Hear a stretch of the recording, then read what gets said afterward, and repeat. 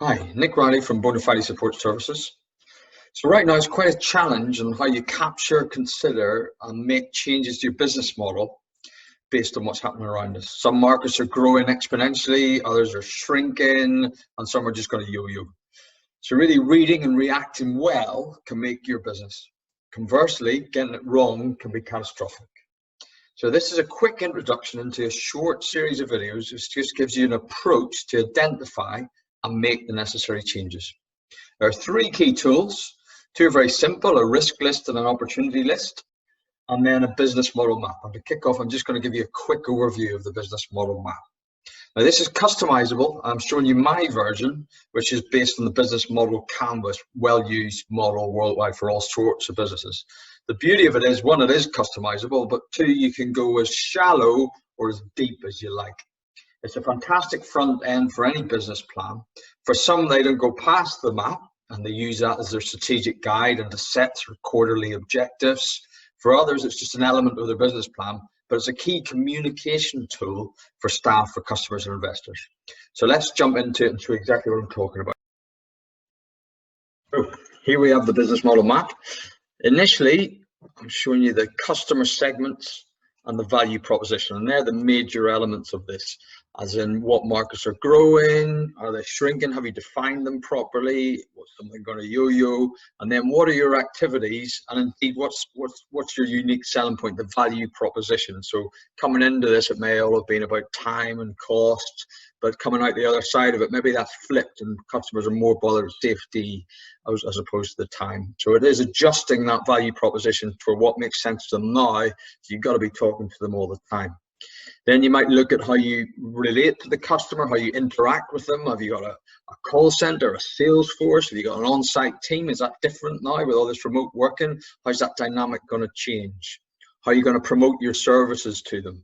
What are you doing during lockdown that you're going to continue doing afterwards? What did you do before, which isn't going to come back the way it used to be? So all these things can be thought through now ahead of remobilization.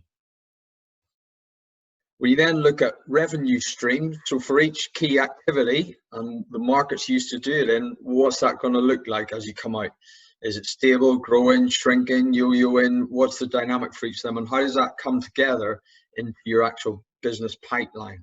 How's your cash flow going to work? Is it different? Is your revenue coming in at a different time?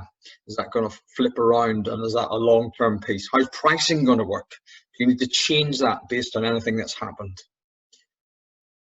Then your pipeline is absolutely key, whether that's an order book or a projection, but you really need to try and get a strong feel for what the shape of that's going to be. If it's project-based, or project's going to shuffle an order, is it a different run rate, or something going to get shelved, or something going to get cancelled altogether? Is it a new dynamic in your marketplace? Are you going to get a different type of project in there? And if so, what are your key activities going forward?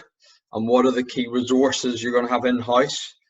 What partners do you use outside? And this is an interesting piece, as in a flex point in the business model. What do you outsource and what do you insource? So which services, which people are always a key resource? Are you going to keep the same people doing the same thing? If your market shifted, you might have had a commoditized service before where you used simple resources for it, and now it's going to be more dynamic. So it might be something like you did new build before, and now it's all going to be conversions. So that's a different skill set, more experienced pair of hands required. You're going to bring that in-house, you're going to outsource it. How's that going to work? The other thing to note is customer relationships and promotion. Those activities can also be flexed as to whether you do it yourself, you do it through partners. How's that going to work going forward? Does that change? Does your thinking change based on going into and coming out of this experience? So lots of these things, and particularly the partners and the resources, the customer interaction and the promotion of things feed into your cost structure. You're then looking at cash flow. So how do your costs and revenue interact, and does that change? Does that dynamic change? So you're going to have different low points. During mobilization in particular, going to be different pressures on your cash as you come out of it, and different people are asking you for money up front, etc. So that dynamic may well change again.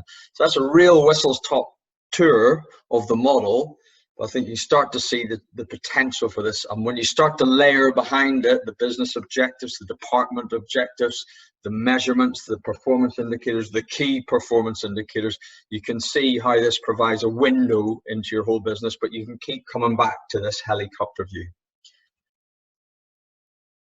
So that's what I'm going to talk about today.